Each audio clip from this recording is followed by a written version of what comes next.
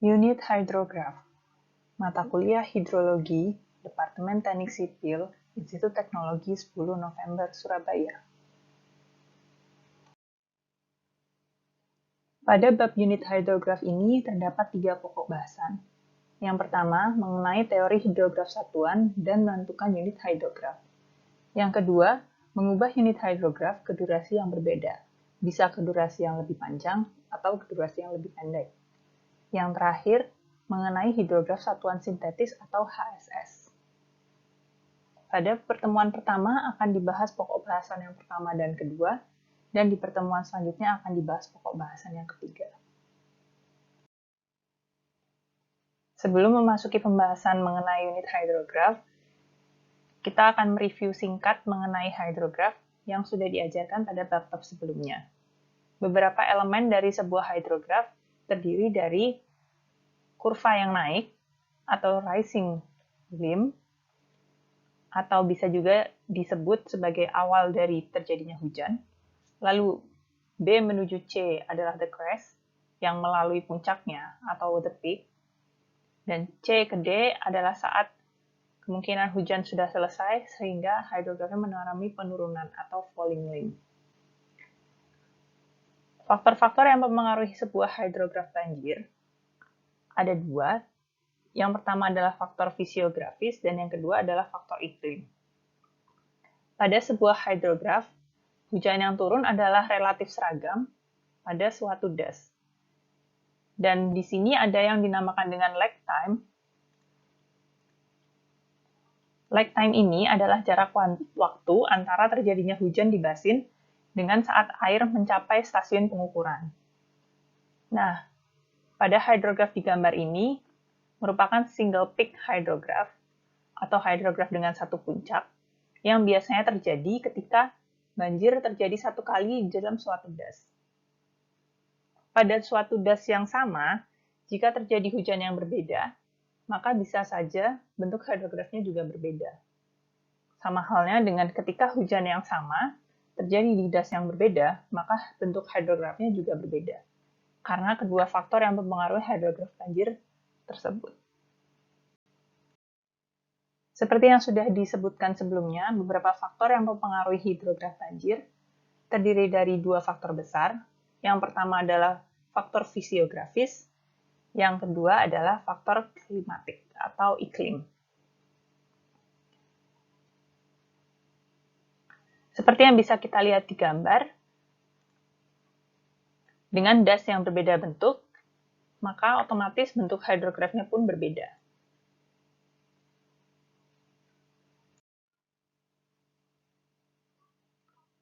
Selain hidrograf, mungkin kalian sudah sering mendengar mengenai effective rainfall atau hujan efektif. Dan di pembahasan kali ini mengenai unit hydrograph merupakan bagian dari hujan efektif juga. Jadi, ketika kita melihat sebuah DRH, Direct Runoff Hydrograph, maka unit hydrograph adalah 1 cm dari DRH tersebut. Jadi, sebuah DRH itu bisa lebih dari 1 cm, misalnya 2 cm, 3 cm, 4 cm. Tapi untuk unit hydrograph, satuannya pasti 1 cm.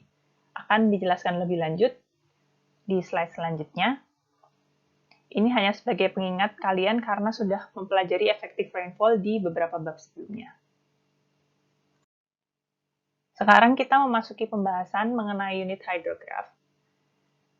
Apabila suatu kejadian hujan dengan satu satuan sentimeter menghasilkan runoff atau limpasan pada suatu daerah pengaliran, maka hidrograf aliran tersebut dianggap sebagai unit hydrograph atau hidrograf satuan, yang merupakan sifat khas dari daerah pengaliran tersebut.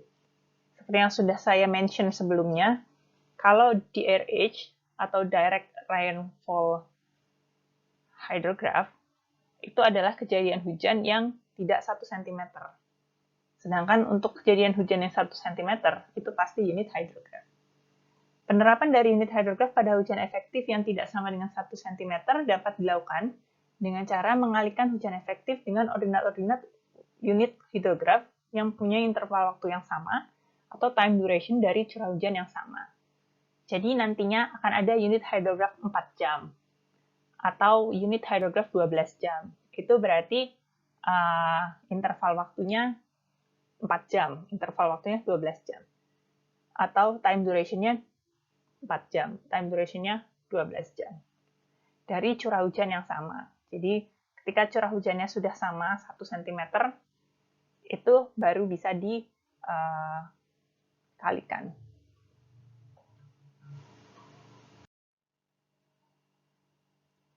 Ada dua asumsi dasar yang melandasi teori unit hydrograph. Yang pertama adalah bebas keterikatan waktu. Jadi, hujan yang sama besarnya akan menimbulkan banjir yang sama kapanpun waktunya. Misalnya hujan 1 cm terjadi hari ini mengakibatkan banjir sekian meter. Maka beberapa tahun kemudian, hujan dengan 1 cm juga akan menimbulkan banjir yang sama juga. Sedangkan asumsi yang kedua adalah mempunyai interaksi yang linier. Jadi, apabila suatu masukan X1T menimbulkan keluaran Y1T dan masukan X2T menimbulkan keluaran Y2T, maka masukan X1 tambah X2 akan memberikan keluaran Y1 ditambah Y2. Sehingga, asumsi ini memungkinkan adanya cara superposisi atau penggabungan untuk memperoleh suatu hidrograf banjir, yang akan dibahas di slide-slide setelah ini.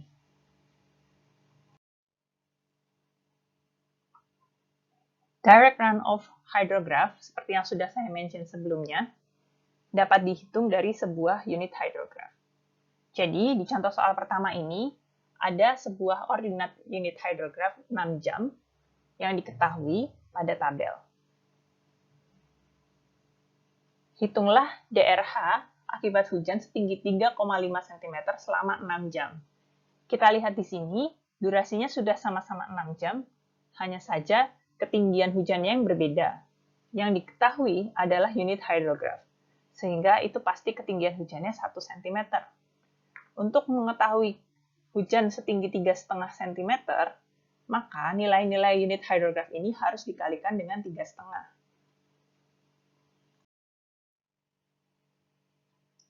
Penyelesaiannya, dari ordinat 6 jam unit hydrograph yang diketahui, dikali dengan 3,5, sehingga hasilnya diplot menjadi grafik yang warna biru ini.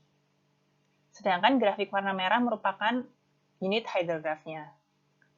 Sehingga di sini kita bisa tahu direct runoff hydrograph-nya seperti apa dari unit hydrograph yang seperti apa.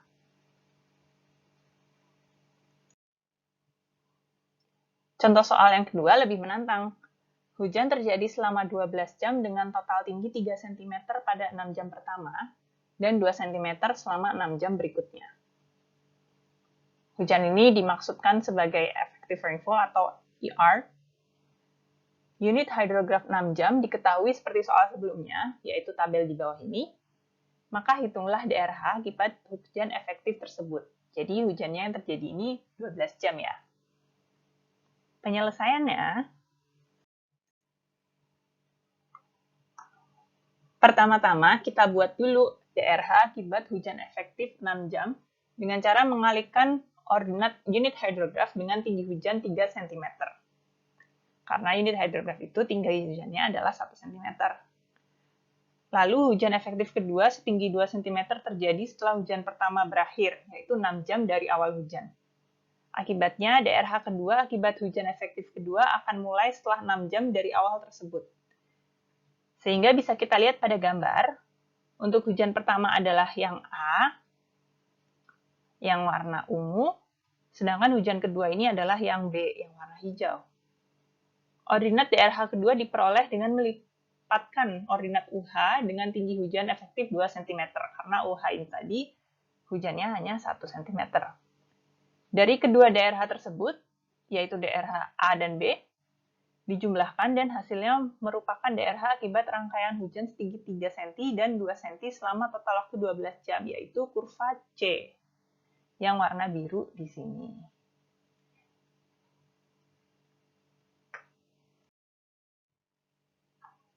Nah, berikut ini adalah tabel hasil perhitungannya. Yang pertama diketahui di soal, unit hydrograph 6 jam.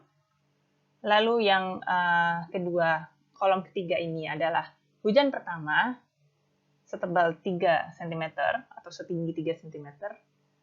Lalu yang kolom keempat ini adalah hujan kedua setinggi 2 cm. Yang perlu diperhatikan di sini adalah karena hujan kedua ini mulainya 6 jam setelah hujan pertama, maka nolnya adalah di sini. Sedangkan angka-angka setelahnya adalah 2 kalinya dari unit hydrograph ini. Kalau yang ini adalah 3 kalinya. Sehingga bisa dihitung direct runoff hydrograph-nya untuk 5 cm adalah penjumlahan dari kolom ketiga dan kolom keempat. Seperti itu. Nah, dan ini adalah hasil grafik superposisinya. Jadi yang biru ini unit hydrograph. Yang merah tua adalah hujan pertama, 3 cm. Yang agak abu-abu adalah hujan kedua, 2 cm. Dan yang terakhir adalah yang warna agak kuning ini adalah totalnya. Jadi hujan 5 cm. Ini adalah contoh penerapan metode superposisi.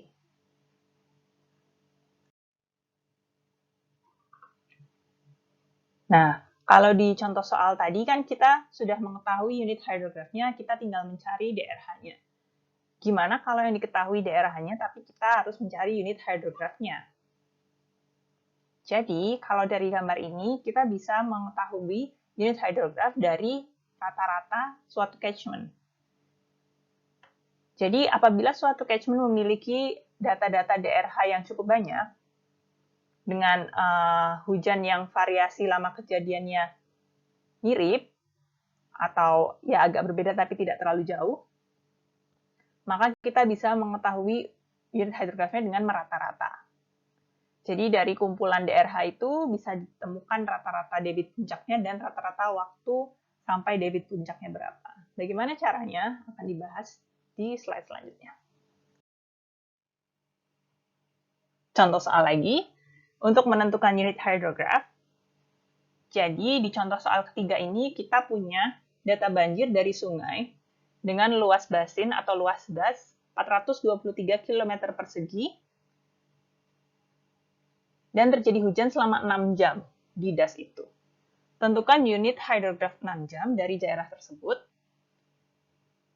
Jadi dari data ini kita bisa tahu waktunya dan debitnya berapa di masing-masing waktu itu. Dari data yang ada di soal, kita bisa menggambar seperti ini. Jadi hydrograph banjirnya seperti apa. Terus habis gitu kita bisa tahu juga titik awal terjadinya hujan itu di saat berapa, titik akhirnya berapa. Jadi kalau dari dari tabel yang tadi kita tahu titik awalnya T0, titik akhirnya saat 90 jam, dan titik inflection atau titik puncaknya sekitar 24 jam. Dari situ kita bisa hitung, dari luas basinnya juga kita bisa hitung berapa hari untuk dari titik puncak mencapai titik akhir. Jadi saat debitnya kembali ke base flow lagi. Jadi kalau di sini masih ingat base flow itu apa? Jadi base flow itu adalah debit yang pasti ada terjadi atau tidak terjadinya hujan di suatu sungai. Jadi kalau kita lihat di sini, mulainya hujan itu ada di titik 0 jam, tapi di titik minus 6 ini sudah ada base flow-nya. Jadi base flow itu tetap atau berubah tapi sedikit-sedikit. Nah, dari base flow ini, kita bisa tahu berapa lama air itu ngalir sampai dia debitnya kembali lagi menjadi base flow, yaitu di titik B. Dan dengan rumus N ini, kita bisa tahu berapa hari. Di sini diperkirakan sekitar 2,78 hari berdasarkan luas daerah aliran sungai yang tadi disebutkan di soal 423 km persegi. Nah, ini cara memisahkan antara base flow dengan DRH. Jadi ada 3 cara sebenarnya, tapi saya tidak akan bahas lebih lanjut di sini. Jadi pokoknya ini bisa ditarik garis. Nah, kita sudah tahu ordinat banjirnya dari soal. Kita sudah tahu base flow-nya juga dari garis base flow tadi yang kita juga tahu di soal. Sehingga kita bisa menghitung ordinat DRH-nya. Jadi DRH ini adalah ordinat banjir yang sudah dikurangi base flow. Jadi dia adalah benar-benar air yang diproduksi oleh hujannya. Karena base flow ini tidak ada hujan, tetap ada gitu kan. Sehingga setelah diketahui ordinat DRH-nya, kita bisa tahu ordinat UH-nya atau unit hydrograph-nya. Jadi pertama kita harus menghitung volume DRH-nya. Jadi volume DRH dihitung, menghitungnya ya karena kita punya 587 ini dari totalnya, meter kubik per detik, jadi total dari kolom 4 ini. Lalu kita punya di sini, karena satuannya detik, kita butuh satuannya meter kubik, maka dikali 60, dikali 60, dikali 6 jam, karena hujannya adalah 6 jam. Sehingga kita dapatkan 12,68 juta meter kubik. Volume direct runoff hydrograph-nya. Lalu kita punya luas basin yang diketahui di soal 423 juta meter persegi. Sehingga kita bisa tahu efektif rainfall-nya. Jadi hujannya itu setinggi berapa sih? Dengan membagi antara volume DRH dengan luas basinnya. Kita dapat 0,03 meter sama dengan 3 cm. Sehingga untuk mencari unit hydrograph, kita harus tahu kalau 3 cm segini, 1 cm itu berapa sih? Sehingga kita harus bagi ordinat DRH ini di kolom 4 dengan 3. Karena yang kita ketahui di sini adalah ketika hujannya 3 cm. Sehingga hasilnya menjadi kolom ke-5 ini. Nah, ini adalah unit hydrograph dari suatu hidrograf banjir. Jadi yang sudah kita hitung di awal tadi, kalau kita lihat di sini, yang unit hydrograph-nya adalah yang warna kuning. DRH-nya adalah yang warna abu-abu, jadi yang kita dapat di awal sebelumnya, sebelum kita bagi 3. Terus hidrograf banjir yang warna hijau, biru, adalah saat kita belum mengurangi dengan base flow. Jadi masih ada base flow-nya di sini, yang warna merah. Sebenarnya cara memperoleh unit hydrograph itu ada beberapa cara, tapi yang saya bahas di sini hanya satu cara, yaitu hanya berdasarkan direct runoff hydrograph. Mungkin kalian bisa memperdalam sendiri cara dengan specific discharge atau key kecil. Dan ada satu lagi cara dengan dimensionless unit hydrograph dengan menggunakan integral. Nah, kalau tadi kita kan nyari unit hydrograph dari hujan yang relatif uniform. Jadi relatif seragam, hujannya setebal 3 cm, 1 cm. Gimana kalau hujannya relatif kompleks? Jadi di sini ada caranya. Seperti ini. Jadi dengan hujan yang berbeda, unit hydrograph-nya pun pasti berbeda. Jadi hujan di sini direpresentasikan dengan R1, R2, dan R3. Sedangkan unit hydrograph dari masing-masing hujan itu adalah U1, U2, dan U3, dan seterusnya. Jadi di waktu yang berbeda, hujannya berbeda, sehingga unit hydrograph-nya pun berbeda. Sehingga ketika kita membuat hydrograph-nya atau DRH-nya, juga pasti tidak akan sama. Jadi kalau kita lihat di sini, untuk debit hujan pertama, debit hujan kedua adalah penjumlahan dari hydrograph hujan pertama ditambah hydrograph hujan kedua. Debit yang ketiga, hydrograph hujan pertama ditambah hydrograph hujan kedua ditambah hydrograph hujan ketiga, dan begitu seterusnya. Hal tersebut tidak akan dibahas lebih dalam lagi di sini, karena sebenarnya bisa dipecahkan dengan menggunakan transpose matrix data hujan. Contohnya seperti ini, dengan notasi matrix yang seperti ini. Jadi R representasi hujan, Q representasi debit, dan U adalah representasi dari unit hydrograph. Dan hanya bisa diselesaikan dengan komputer. Jadi cukup tahu aja. Sekarang kita memasuki pokok bahasan yang kedua, yaitu hidrograf satuan dengan durasi berbeda. Bagaimana kita bisa mengubah hidrograf satuan atau UH, unit hydrograph, ke durasi yang lebih panjang atau lebih pendek. Mengubah unit hydrograph ke durasi yang lebih panjang. Bila diketahui unit hydrograph 2 jam dan akan diubah menjadi unit hydrograph 4 jam, maka bisa dilakukan dengan membuat unit hydrograph 2 jam seperti unit hydrograph yang diketahui, tetapi dengan menggeser waktu pengalirannya selama 2 jam. Pada dua unit hydrograph yang terbentuk ordinatnya dijumlahkan, hasilnya merupakan hydrograph runoff dari 4 jam hujan dengan intensitas setengah cm per jam, atau sama dengan 1 cm per 2 jam. Jadi, total hydrograph runoff yang terjadi merupakan hasil dari hujan dengan intensitas 2 kali intensitas semula. Oleh karena itu, unit hydrograph 4 jam dapat diperoleh dengan membagi ordinat hydrograph runoff total 2 unit hydrograph selama 2 jam. Time base-nya akan bertambah 2 jam karena penundaan pengaliran unit graf kedua selama 2 jam. Hal ini bisa diterima selama intensitas hujannya lebih kecil untuk waktu yang lebih lama. Untuk lebih jelasnya, contoh soal 4, menghitung unit hydrograph dengan metode superposisi. Berikut adalah data unit hydrograph 4 jam, tentukan unit hydrograph 12 jam.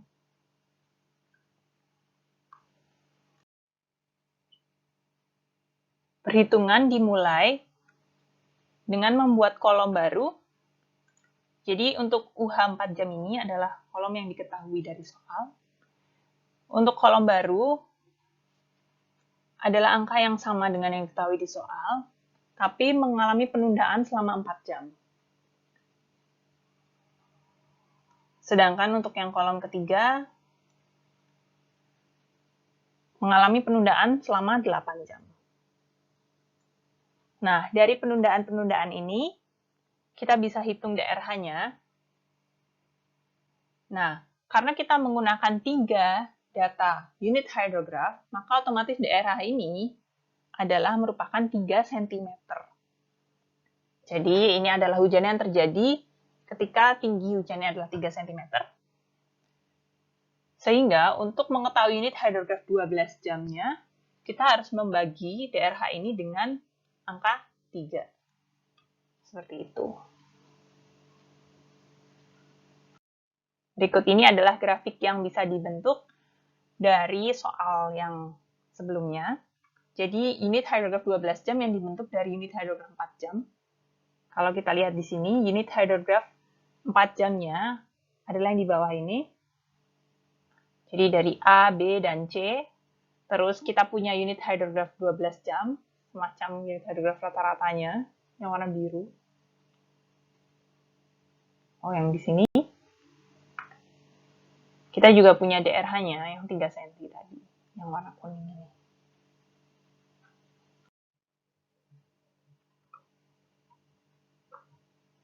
Setelah kita mengubah unit hydrograph ke durasi yang lebih panjang dengan metode superposisi, sekarang kita akan membahas mengenai mengubah unit hydrograph ke durasi yang lebih pendek dengan metode S-curve.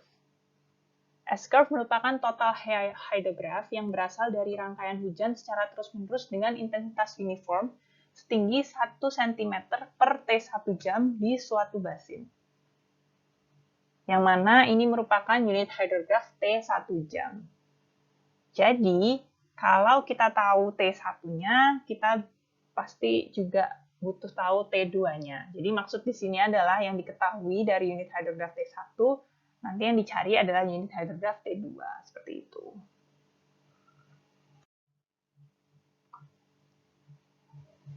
Jadi, untuk memperoleh unit hydrograph T2, maka selisih dua S-curve yang terjadi harus dikalikan dengan T1 per T2.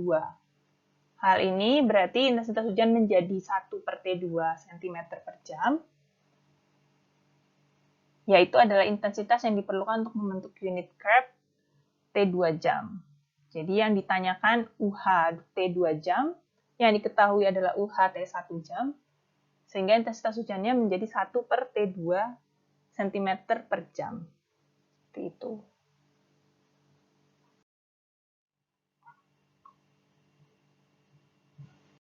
Untuk S-curve adalah seperti itu.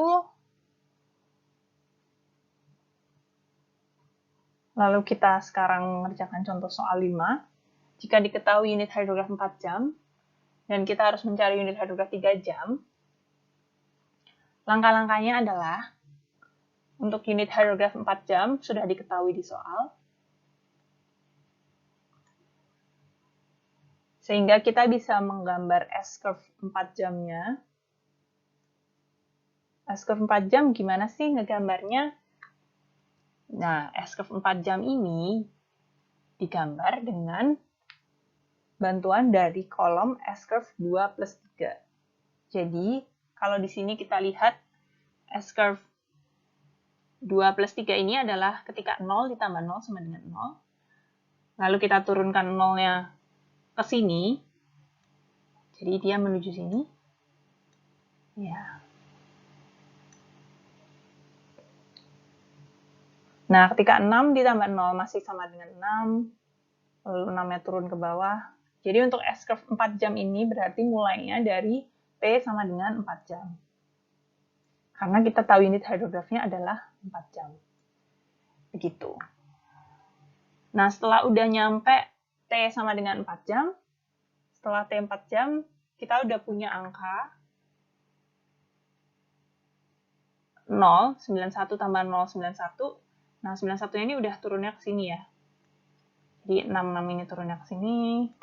Seperti itu terus. Jadi 91 di sini, terus 91 turun. Nanti kita punya 68 tambah 91, 159, 159 turun. Seperti itu. Terus seperti itu sampai bawah, sampai T sama dengan 21 jam. Lalu kita di sini punya S-curve tunda 3 jam. Kenapa tunda 3 jam? Karena kita mencari unit hidrograf 3 jam. Apa sih S-curve tunda 3 jam? S-curve tunda 3 jam ini adalah S-curve 4 jam yang ditunda 3 jam. Jadi dia mulai dari T sama dengan 3 jam. Angkanya sama dengan S-curve 4 jam, cuman mulainya aja yang berbeda. Lalu di sini kita punya kolom 4 dikurangi 5, yaitu adalah S-curve kolom kedua ditambah 3, dikurangi kolom kelima. Nah, dari ini, kita bisa mencari unit hidrografnya. Kita mencari unit hidrograf 3 jam. Nah, di sini kita punya unit hidrograf entah berapa jam, sehingga di kolom 6 ini kita harus kalikan dengan 4 per 3, karena kita punya 4, kita mencari 3. Atau kita bisa bagi juga dengan 3 per 4, karena kita punya 4, kita cari 3. Jadi bisa dikali 4 per 3, atau dibagi 3 per 4. Seperti itu. Sehingga kita dapatkan unit hidrograf selama 3 jamnya.